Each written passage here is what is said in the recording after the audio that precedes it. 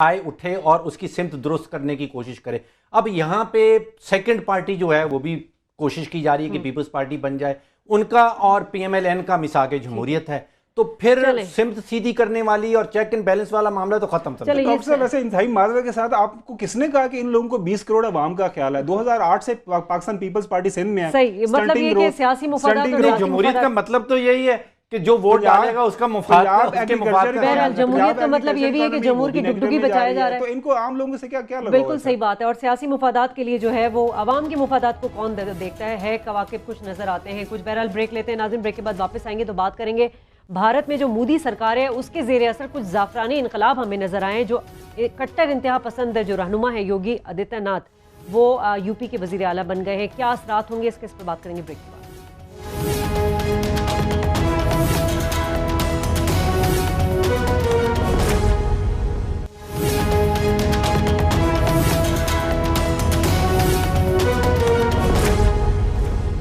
Programme में एक बार फिर खुश आमदीद नाज़रीन, बात करेंगे भारत उत्तर प्रदेश में कट्टर इंतहा पसंद हिंदू वजीर आला बन गए हैं, क्या ये गैर मामूली बात है? डॉक्टर साहब, सब कीर योगी आदित्य ये कौन है और जो सेकुलर तबका है उसको इससे खतरा किस तरह से है? देखिए शाजिया, पहली बात तो ये है कि उत्तर प्रदेश इतनी बड़ी स्टेट है इंडिया की, 22 करोड़ से जायद लोग वहाँ रहते हैं। पूरे पाकिस्तान को मिला के आबादी वहाँ पे ज़्यादा है उत्तर प्रदेश में, और कोई 19 से 20% आबादी कहा जाता है। बड़ा शहर मुसलमान, लखनऊ इज लखनऊ। अब 20 से तकरीबन 20% आबादी कहा जाता है कि मुसलमान आबादी, तो आप समझिए कि 4 से 5 करोड़ मुसलमान इस स्टेट में रहते हैं। लेकिन जिस तरह ये इलेक्शन जीता है, यानी कि टोटल सीटें 403 हैं और उसमें से 312 जो है वो इनकी हुकूमती पार्टी जो है वो जीत गई है। आपके सामने जो नक्शा आ रहा है इसमें जो सारा आपको वो पीला जर्द सा रंग नज़र आ रहा है, वो सारा का सारा ये मोदी की पार्टी जो है वो जीत गई है। अब आप तस्वीर देखें जिसको ये चीफ मिनिस्टर बनाता है मोदी, वो जो आपने नाम लिया आदित्यनाथ, हिंदू फैशिज्म की तस्वीर देख लें, हिंदू इंतहा पसंदी की तस्वीर देख लें, हिंदू बुनियाद परस्ती की तस्वीर देख लें, ये उस शक्ल के ऊपर आपको वादे तौर पे नज़र आता है। ये वो आपको याद है खावर साहब, घर वापसी इनका एक नारा था, और वो घर वापसी, फोर्स कन्वर्जन। पहले इन्होंने ईसाइयों की शुरू की, 2005 में इन्हीं की पार्टी ने ईसाइयों को कन्वर्ट करना शुरू किया कि जी आप हिंदू वापस बने, और 2007 में फिर मुसलमानों के मज़ार जो हैं लखनऊ में और उत्तर प्रदेश के बाकी इलाकों में जलाने शुरू किए, फिर मसाजिद को जलाना शुरू किया। 2011 में इन्होंने अपने पैरोकारों को कहा कि मुसलमान ख़वातीन की कब्रें खोदी जाएं।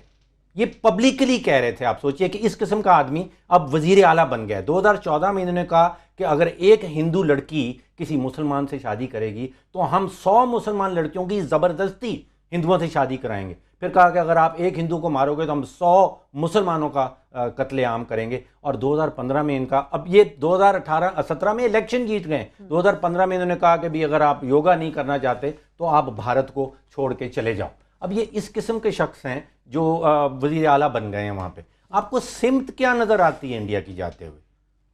डॉक्टर साहब, मेरे लिए वैसे ये कोई अजीबो गरीब इलेक्शन आउटकम नहीं है। अगर अमेरिका जैसे पढ़े लिखे मुल्क के अंदर जहाँ पे डेमोक्रेसी सदियों से वहाँ पे वेल एस्टेब्लिश है, डोनाल्ड ट्रंप जैसा मबूतल खास शख्स जो आ सकता है गवर्नमेंट में आ सके, उसने कम ऐलानात किए थे मैं ये भी कर दूंगा, वो कर रहा है, वो अमल नहीं हो रहा है, एक अलग बात है। लेकिन ये देखें आप, ये वेस्टर्न यूरोप के अंदर क्या हो रहा है, जो नेशनलिस्ट पार्टी हैं वो उनका इमर्ज हुआ है। वो इलेक्शन जीतनी, ना सिर्फ इलेक्शन जीत रही हैं बल्कि वो ऊपर आ रही हैं। पूरे वेस्टर्न यूरोप के अंदर यही हो रहा है। इंडिया के अंदर यकीनी तौर पर ये हमारे लिए मेरे ख्याल में ये थोड़ा सा फिक्र वाली बात है।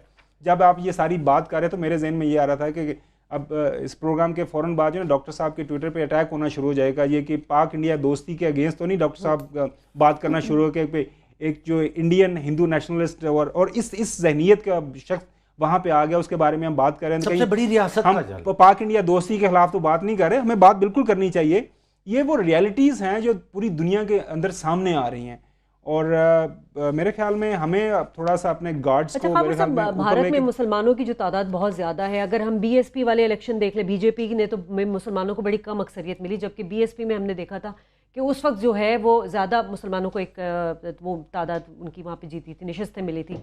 क्या ट्रेंड दुनिया भर में चल रहा है? आपने ट्रंप की मिसाल दी, आप भारत की मिसाल ले लें तो क्या आप जात पात और नस्ली बुनियाद परस्तों पर जो इलेक्शन जीते जाएंगे, आगे आने वाले भी इलेक्शन कहीं पर भी हो? ये एक डॉक्टर साहब, इस पे मैं डॉक्टर साहब की भी थोड़ी सी तवज्जो चाहूँगा। ये जो एक प्रोटेक्शनिज्म पूरी दुनिया के अंदर चल रहा है ना, कि आप पहले तो ये था एक ग्लोबलाइजेशन चली, अब आप तजारती हवाले से कह रहे हैं प्रोटेक्शन। सर तजारती हवाले से साथ साथ तजारती मतलब इसका डायरेक्टली इनडायरेक्टली लिंक तो सर बनता है ना। अब जब डोनाल्ड ट्रम्प बात करता है प्रोटेक्शनिज्म की, या वेस्टर्न यूरोप बात कर रहा है, आपने ब्रेक्सिट देखा, उसके बाद इंडिया महान, अब वो मोदी यही बात कर रहा है ना, तो उसका ये थोड़ा इम्पैक्ट आ रहा है और मेरे ख्याल में लोग रिस्पॉन्ड कर रहे हैं।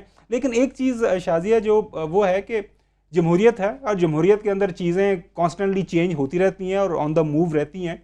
इलेक्शन नहीं है, तो हिटलर भी तो जमहूरियत के जोर पे जीत के आया था। नहीं वो तो भी इलेक्शन लड़के आया था, नहीं, एक नहीं एक से ज्यादा इलेक्शन जीता। उसका अंजाम तो फिर सारी दुनिया ने देखा ना, जिस तरह का इलेक्शन उसने मैनिपुलेट किया। अब इस यहाँ पे प्रोपेगेंडा वार चली, जिस तरह का मीडिया उन्होंने इस्तेमाल किया, एंटी पाकिस्तान स्लोगनियरिंग हुई, पाकिस्तान के खिलाफ जो बयानबाजी हुई कि पाकिस्तान को बिल्कुल हम बंजर बना देंगे, एक कतरा पानी का नहीं जाने देंगे, तो वो तो सारे के सारी बातें हुई और सबके सामने सुनी। अच्छा, एक चीज़ और देखिए कि ये आदित्यनाथ को जो उन्होंने बनाया है वजीर आला, ये इलेक्शन से पहले इसका नाम अनाउंस नहीं किया गया था। तो इसका मतलब ये हुआ कि वोट एक्चुअली मोदी को पड़ा है। मोदी ने इलेक्शन के बाद इसका नाम नॉमिनेट किया है और इसको लेकर, और ये बड़ा खतरनाक मामला नारे लग रहे हैं। दिल्ली में मोदी है और यूपी में योगी है, वहां अब ये नारे लग रहे हैं। डॉक्टर साहब देखिए, तो 2019 के इलेक्शन में खबर साहब क्या होगा, फिर दोबारा से मोदी के जीतने के चांसेस। मुझे याद है कि जब बीजेपी फर्स्ट टाइम गवर्नमेंट में आई थी, तो उस टाइम शाइनिंग इंडिया का उस टाइम स्लोगन उन्होंने दिया था। तो वो उनको ये थोड़ा सा गलतफहमी हो गई थी, हम इंडिया के अंदर बहुत तरक्की ले आए, तो वो 6-8 महीने अर्ली इलेक्शन में चले गए। ये शायद 2001-2 की बात है। वो इलेक्शन हार गए थे, लोगों ने रिस्पॉन्ड किया था, लोगों ने रिएक्ट किया था। अब यहाँ पे भी देखना ये है, क्योंकि मोदी का बेशक एक नेशनलिज्म की जिस तरह वेव तो मैंने कहा पूरी दुनिया के अंदर चल रही है, अब देखना यह है कि वो कितने % जो इंडियन पॉपुलेशन है उसको पॉवर्टी से निकाल पाते हैं या नहीं पाते।